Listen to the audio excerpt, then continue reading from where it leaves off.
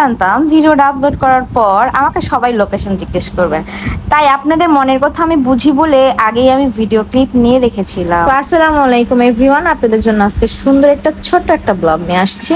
শুরুতেই আপনাদের একটা প্রশ্ন করি, আমার ব্লগগুলো কেমন লাগে অবশ্যই ছোট করে একটু কমেন্টে জানিয়ে যাবেন। এই জায়গায় আমাদের ছোটবেলার অনেক স্মৃতি আছে, কারণ আমার স্কুলটার কাছাকাছি ছিল এই প্লেসটা। আর এখান দিয়ে বাসা যাওয়ার সময় প্রায় যখন হেঁটে যেতাম তখন আমরা এখানে আসতাম। তো আমার মনে আছে আমি ছোটবেলায় ঠিক এই ঘাটলাটাতে এসে একবার পড়ে গিয়েছিলাম, ভিজে পরে বাসায় যাই। সেম কাজটা গতকাল আমার সাথে হয়েছিল। ভিডিওটা একদম সত্যি ছিল, কোনো ফেক ভিডিও না যে আমি ইচ্ছা করে ভিজেছি। আমি স্যারকে ফোনটা দিয়ে বললাম একটু ভিডিও করে দেন। আমি যেই দৌড় দিয়েছি আমি ওখানে পানি দেখিনি, জাস্ট আমি অবাক হয়ে গেলাম, আমার জুতাটা পুরো ভিজে গেল, আমার স্যালোয়ারটা ভিজে গিয়েছিল।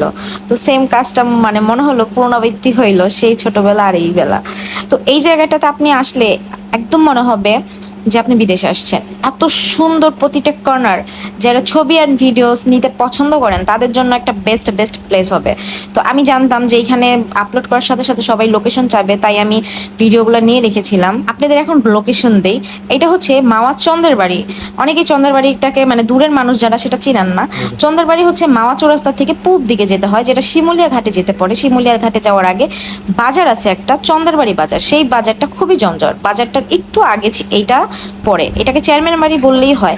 মাওয়া চৌরাস্তায় নেমে যে কোনো মানুষকে বললেই হবে কুমারবুক চেয়ারম্যান বাড়ি, মানে এইটা বললে আপনাকে যে কোনো অটোওয়ালা মামা আপনাদের নিয়ে যাবে। আর যারা চিনেন তো চিনেনি মাওয়া চন্দ্রের বাড়ি, তো মাওয়া চন্দ্রের বাড়ি চেয়ারম্যান বাড়ি এটা তো অনেকেই জানেন অনেক আগের থেকে। তো আমরা ছোটবেলায় ঈদের মধ্যে ঘুরতে কোথায় যাব, এই চেয়ারম্যান বাড়ি মানে ঘুরতে যেতাম। আর এই জায়গাটা এত সুন্দর ছিল, মানে এখানে যদি পড়ন্ত বিকালে এক কাপ চা হাতে ঝিরিঝিরি বাতাসের সাথে, দারুণ হয় ব্যাপারটা। নেক্সট ডে আমি গেলে তো অবশ্যই চা আর কাপ নিয়ে যাব, চা খেতে খেতে এই জায়গাটা উপভোগ করব। তো আপনারা সবাই এখানে ঘুরতে যাবেন, অনেক সুন্দর। যেহেতু এখনো কাজ চলমান, কাজ এখনো কমপ্লিট হয়নি, কাজটা কমপ্লিট হলে আমি আশা করি অনেক সুন্দর হবে। আর ভিডিও কেমন হলো অবশ্যই কিন্তু কমেন্ট করে যাবেন।